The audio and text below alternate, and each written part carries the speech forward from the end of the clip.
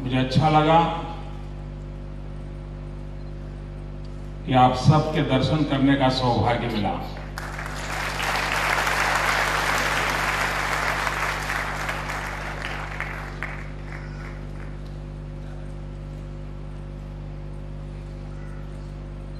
मित्रों, मैं मन से आप लोगों का बहुत आदर करता हूं, आप लोगों का बहुत सम्मान करता हूं और मनोमन मेरे मन में एक पूज्य भाव आप लोगों के लिए है मेरे दिल में।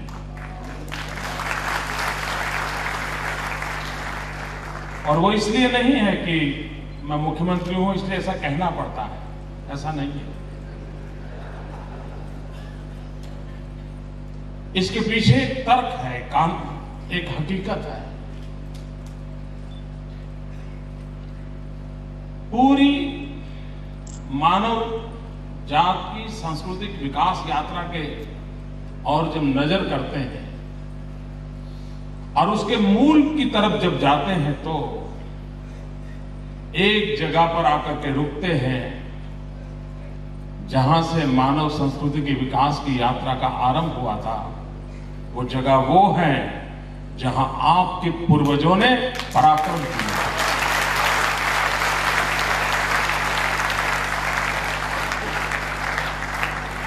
आप उस महान विरासत के अंश है।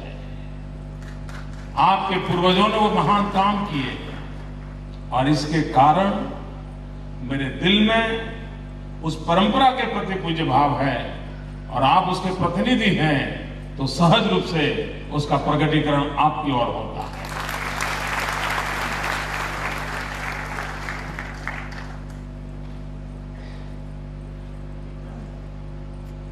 सिंधु और सरस्वती के किनारे पर पूरे मानव जात के कल्याण के लिए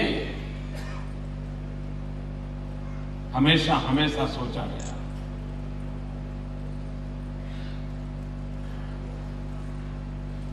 मैं जब विद्यार्थी काल में धौलावीरा देखने गया था, हड़प्पन संस्कृति, मोहनजोदड़ो और वहां की बारीकियों को वहां के लोग जो समझा रहे थे तो मन को इतना बड़ा गर्व होता था कि हमारे पूर्वज कितना लंबा सोचते थे। वहां की एक एक ईंट, एक एक पत्थर इन सिंधु संस्कृति की परंपरा के उन महान सपूतों के पराक्रम की गाथा कहता है।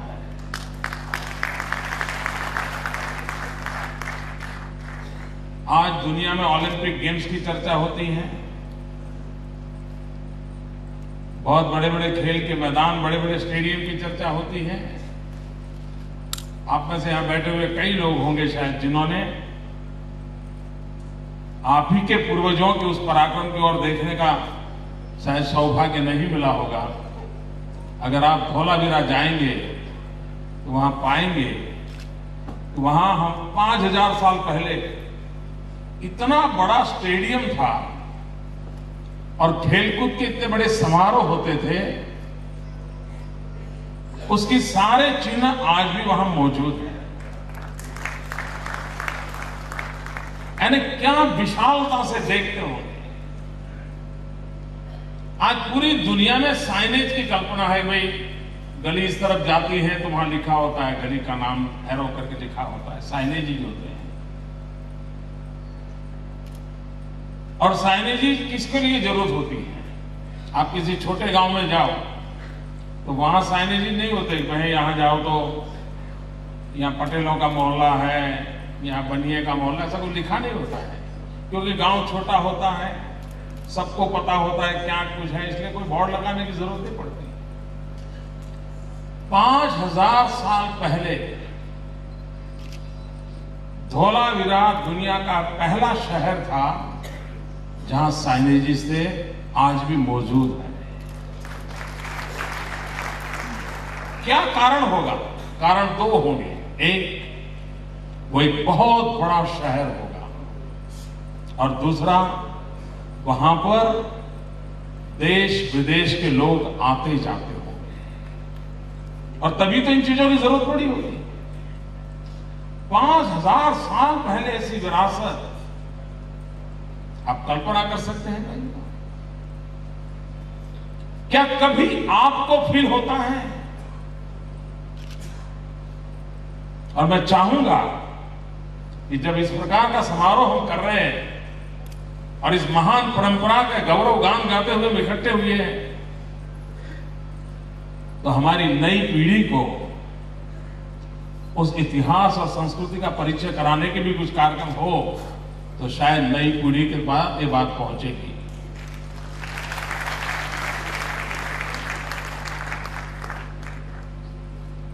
मतलब मैं यहां मुख्यमंत्री के नाते कम, आपका अपना एक साथी के नाते बात करने का मेरा मूड करता है।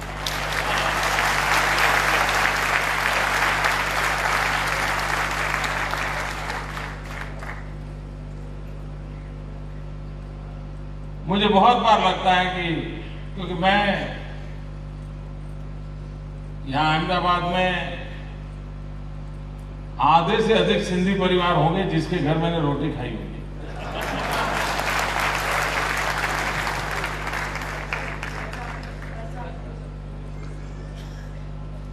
क्योंकि मैं 35 साल तक उसी प्रकार से जीवन जीता था, तो अनेक परिवारों में मेरा जाना, उन्हीं की रोटी खाना ही मेरा, और इसलिए मैं काफी निकटता से सब चीजों को देखा है। लेकिन आज कभी सिंधी परिवार में जाता हूं तो बच्चे पास्ता और पिज्जा के आसपास चलते हैं तो मेरे मन में करता है यार मीठा लोला तीखा लोला है, कहां चल रहा है?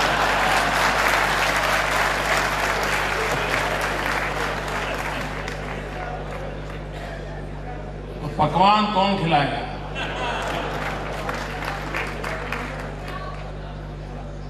आप सोचिए, चला जा रहा है। मेरे सिंधी परिवारों में से ये सब चीजें नष्ट हो रही हैं।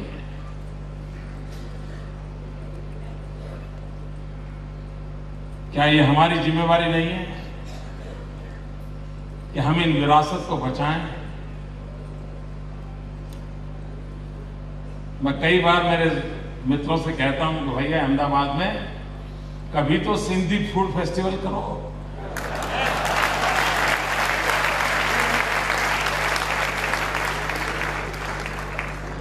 ये नरेंद्र सारी दुनिया को खिलाता है लेकिन वो सिंधी खाना नहीं खिलाता।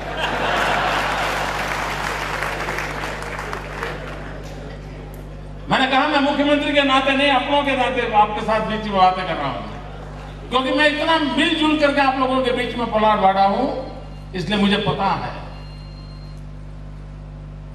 आप युवा पीढ़ी को जाके कहिए, उनसे पूछिए सिंधी का परंपरागत पहनाव क्या था, क्या पहनते थे।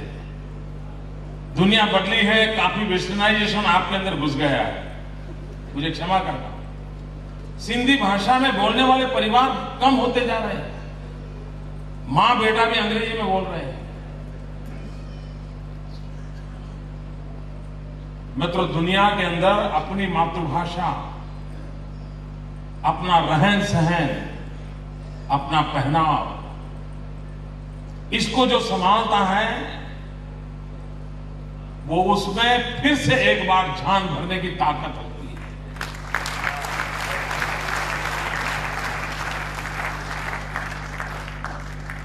और एक समाज के नाते आप इकट्ठे हुए हैं तो मेरी प्रार्थना होगी कि एक बार संकल्प करके जाएं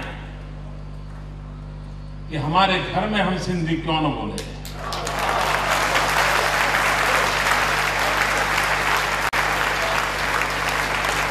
हम अमेरिका में हो, हम हांगकांग में रहते हो, हम चाइना में गए हो, कहीं पर भी गए हो,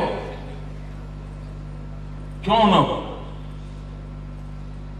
और उस सिंधी भाषा की, अपनी भाषा की एक ताकत होती है। मुझे अडवाणी जी एक बार सुना रहे थे, बेनजीर भुट्टो यहां आई थी तो उनकी फॉर्मल मीटिंग थी, सारे प्रोटोकॉल रहते हैं, लेकिन जैसे अडवाणी जी को देखा बेनजीर सिंधी में चालू हो गई और पूरे माहौल में उन दोनों के बीच में इतना अपनापन था, इतनी खुलकर के बातें हो रही थी। अब देखिए ये भाषा की कितनी ताकत होती है। अगर हम उसको खो देंगे, व्यवसाय के लिए अंग्रेजी जरूरत होगी, जरूर इस्तेमाल कीजिए। और 10 भाषाएं सीखे, कौन मना करता है? सीखनी भी चाहिए। ये हमारे सुरेश जी के साथ आप बैठिए, वो गुजराती बोलेंगे तो पता नहीं चलता है कि कभी सिंधी भाषा भी जानते होंगे। इतनी बढ़िया गुजराती बोलते हैं, बहुत अच्छी गुजराती बोलते हैं, एक शब्द इधर नहीं होता। मैं प्रसन्न हूं इस बात से, लेकिन ये मेरे मन में है भैया। यहां देखिए सिंधी सम्मेलन है, किसी के शरीर पर सिंधी कपड़े नहीं है।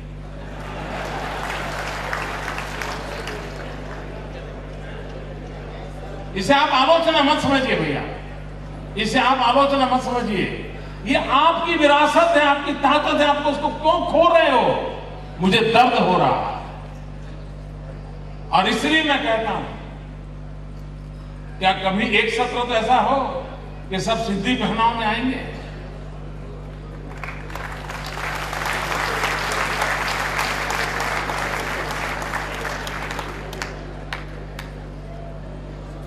देखिए आज मॉरिशस में 150-200 साल पहले हमारे लोग गए, मजदूर के नाते गए, मजदूर भी नहीं गुलाम के नाते गए। उनको हथकड़ियां पहना करके जहाजों में डाल करके ढो करके ले गया गया था। लेकिन वो जाते समय अपने साथ रामायण ले गए, तुलसीकृत रामायण, और उनके पास कुछ नहीं था। मॉरिशस में गए, दुनिया के कई देश ऐसे हैं जहां वो गए, इस एक सहारा था उनके पास। आज 200 साल के बाद भी आप जाएं, बहुत सी सारी चीजों का बदलाव आया होगा, तो भी एक उस रामायण अपने पास होने के कारण इस मिट्टी के साथ उनका नाता वैसा का वैसा रहा।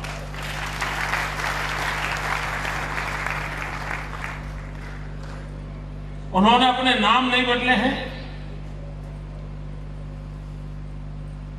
उन्होंने रामायण की चौपाई का गान अविरत रूप चालू रखा है, और उसी के कारण उनका नाता,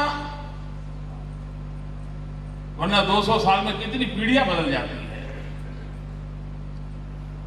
यहां तो वो लोग मौजूद हैं जो सिंध को भी देखा है और बाद में वो बुरे दिन भी देखे हैं और बाद में हिंदुस्तान में आकर के अपना नसीब आजमाया। पूरी पीढ़ी मौजूद है। लेकिन 50 साल के बाद कौन होगा? कौन कहेगा कि तुम्हारे पूर्वजों के पराक्रम वहां हुआ करते थे? कौन कहेगा? और इसलिए भाइयों बहनों, मेरा मत है, वो समाज, वो जाति, वो देश जो इतिहास को भूल जाता है, वो कभी इतिहास का निर्माण नहीं कर सकता। इतिहास वही बना सकते हैं जो इतिहास को जीना जानते हैं दोस्तों। जो इतिहास को दफना देते हैं, वो सिर्फ चादर उड़ाने से ज्यादा जिंदगी में कुछ नहीं कर सकते। और इसलिए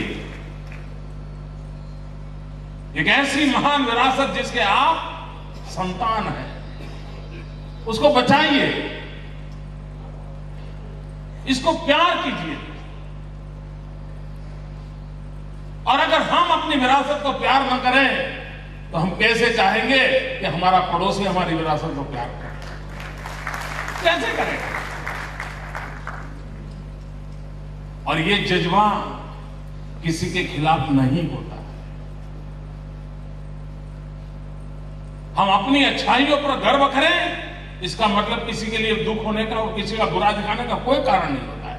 हमें गर्व होना चाहिए। कितना उज्जवल इतिहास है। मैं आप लोगों को कच्छ में जाने का अवसर मिले, जरूर जाइए। आपने कथा सुनी होगी, कच्छ के अंदर एक 400 साल पहले मेकन दादा करके हुआ करते थे, और हिंगलाज माता के दर्शन के लिए लोग जाते थे। जो और रण के अंदर पानी के अभाव में कभी कभी रण में ही मर जाते थे। और यात्री भी बड़ा कष्ट उठा करके रण को पार करते हुए हिंगलाज माता के दर्शन के लिए सिंध की ओर जाते थे।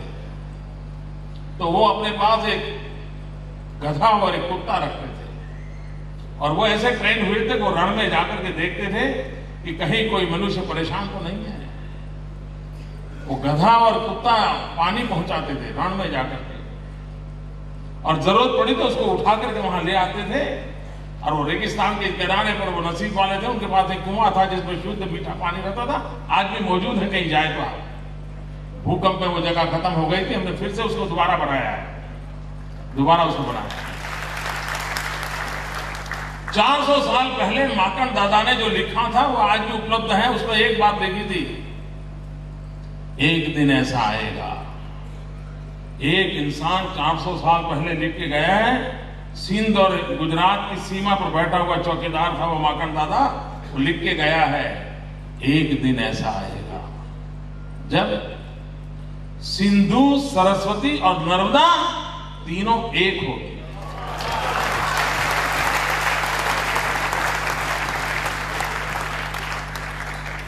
तब किसने सोचा था कि नर्मदा पर सरदार सरोवर का डैम बनेगा, और सरदार सरोवर का पानी नर्मदा का सिंध के किनारे तक पहुंचेगा? किसने सोचा था? और आप लोगों को जानकारी होगी, सिंधु नदी में जब बाढ़ आती है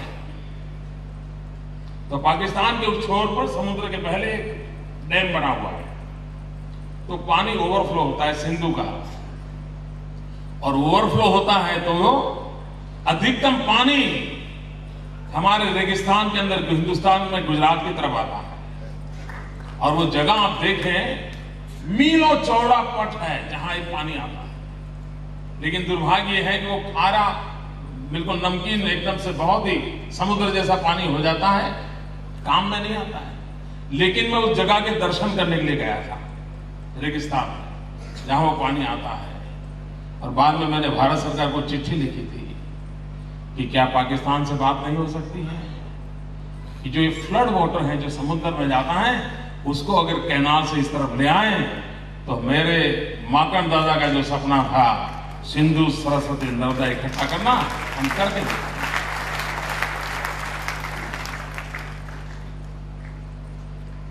मित्रों, ये विरासतें हैं जिस पर हमें गर्व होना चाहिए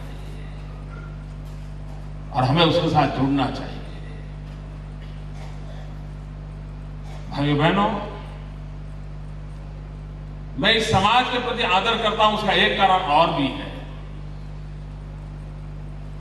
आप कल्पना कर सकते हैं वो दिन कैसे होंगे 1947 के, जब देश का विभाजन हुआ, सब कुछ उजड़ गया,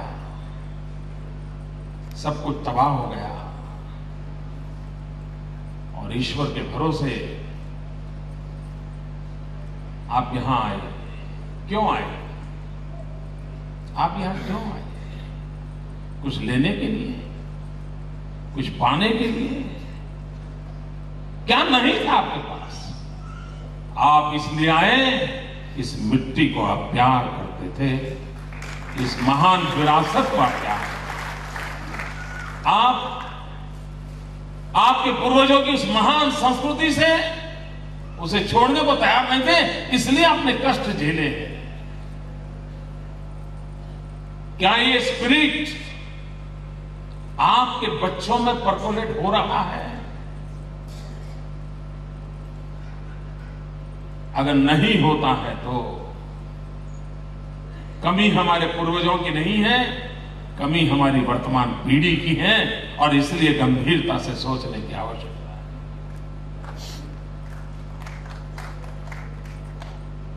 मित्रों, मैं बचपन में मेरे गांव में एक सिंधी सज्जन को देखा करता था। उस समय उनकी आयु, मैं तो छोटा था, उस समय उनकी आयु करीब 60-65 साल होगी। आर्थिक स्थिति बड़ी खराब थी उनकी, बहुत शरीर उनका दुबला, पूरा चेहरा मोहरा मुझे बराबर याद है, आज भी याद है। एकदम दुबला पतला शरीर, कपड़ों का कोई ठिकाना नहीं। वो बस स्टेशन पर हमेशा दिखते थे। और अपने हाथ में पापड़ बेचना या चॉकलेट बेचना या बिस्किट बेचना पैसेंजर बॉय का ट्रे जैसा रखते थे और बेचते थे। मैं जब तक मेरे गांव में रहा तब तक वो जिंदा थे और मैंने हमेशा उनको यही काम देखा।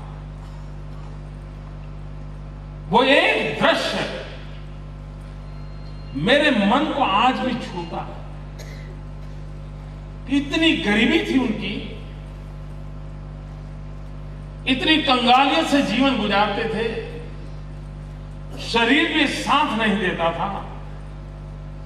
मेरा गांव छोटा था, वहां बिस्किट कौन खाएगा, चॉकलेट कौन खाएगा, कौन खर्चा करेगा। लेकिन उसके बावजूद भी वो अपने व्यावसायिक स्पिरिट के साथ बस स्टेशन पर जाके खड़े हो जाते थे, कुछ बेच करके कुछ कमाई की कोशिश करते थे। लेकिन मैंने कभी भी उनको भीख मांगते हुए देखा नहीं।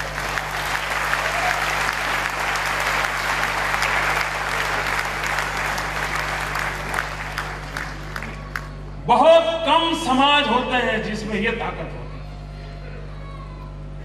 और सिंधी समाज के अंदर जेनेटिक सिस्टम में ताकत पड़ी है स्वाभिमान की। वो कभी भी नहीं।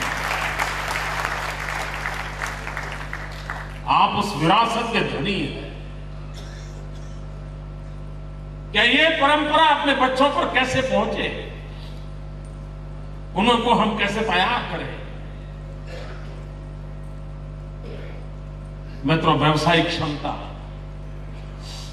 जब मैं छोटा था तो हमारे यहाँ गोपाल दास भोजवानी बैठे हैं, हम उनके दुकान पे जाके बैठा करते थे कभी कभी।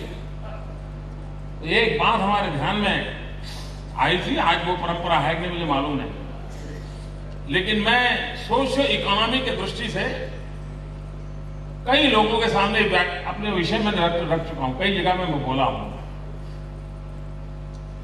अब वो परंपरा है कि नहीं मुझे मालूम नहीं, लेकिन उस समय तो मैंने अपनी आंखों से देखा है। कोई भी सिंधी युवक या कोई व्यक्ति अपना नया व्यवसाय जब शुरू करता था तो यार दोस्त रिश्तेदार सब आते थे उद्घाटन के समय, उसको एक लिफाफा देते थे। उस लिफाफे पर कुछ लिखा हुआ नहीं होता, लेकिन उसमें कुछ न कुछ धन हुआ करता था, पैसे होते थे, और जो भी आता था उसको देता था। मैंने जरा बड़ी बारीकी से पूछा, सर ये क्या चल रहा है?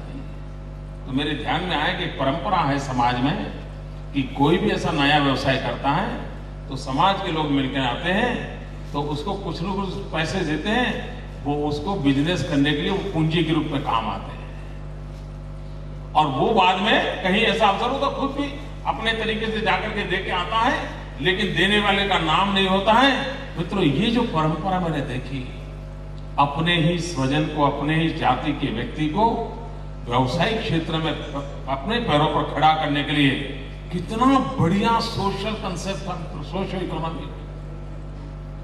ये अपने आप में शायद दुनिया में बहुत रेयरेस्ट ऑफ द, हमारे यहाँ शादियों में होता है कि शादी में इस प्रकार के देते हैं तो शादी के समय खर्च होता है तो वही चलो उस परिवार को मदद हो जाएगी, उनका काम निकल जाएगा। लेकिन व्यवसाय में ये परंपरा, ये मेरे सिंधी परिवारों की जब दुकानों के उद्घाटन में जाया करता था, मैं देखता था, और उसमें मुझे लगता है कि कितना बड़ा सोशियो इकोनॉमी का कितना बड़ा बढ़िया थिंकिंग हमारे पूर्वजों ने बना करके हमको दिया है। कोई भी डूबेगा नहीं, हर कोई उसका एक हाथ पकड़ करके ऊपर लाने की कोशिश करेगा। इस महान परंपरा है। मैं अभी श्रीचंद जी को पूछ रहा था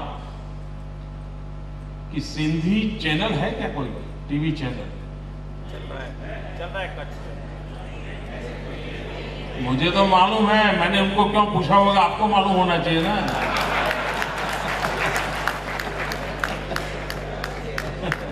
मुझे तो मालूम है। नहीं, छोटा मोटा कार्यक्रम होना अलग बात है।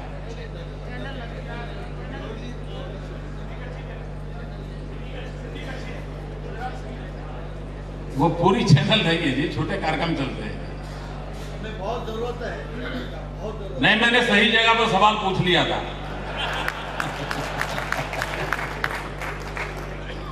अब उन्होंने कहा एक जमीन दीजिए। अब वो व्यापारी आदमी है, ये हमारा डिवैल्यूएशन क्यों कर रहे हो हिंदुजा जी? पूरा गुजरात आपका है मेरे भाइयों बहनों, पूरा गुजरात आपका। ये क्या छोटी बात है?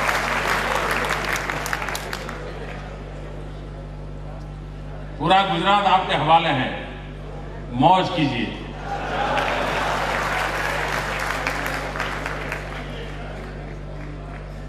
लेकिन हमारे कुछ बंधु मुंबई से शायद यहां आए होंगे, तो नारायण सरोवर के पास एक ऐसा ही सिंधु संस्कृति परंपरा का कल्चरल सेंटर बनाने के लिए मुंबई के ही हमारे कुछ मित्र आगे आए हैं। उनको हमने जमीन दी है बहुत बड़ी मात्रा में, और नारायण सरोवर यानी एक प्रकार से आज के भारत का वो आखिरी छोर है, उधर से पाकिस्तान की सीमा के पास पड़ता है, तो वहां एक काफी अच्छा एक कल्चरल सेंटर बनेगा। उस दिशा में काम चल रहा है, उसका लाभ होगा। बहुत बड़ा काम उसके कारण होने वाला है। जी हाँ, बैठे यहाँ पर तो वो काम काफी अच्छा होगा, मुझे विश्वास है। लाल लाल झूलेलाल।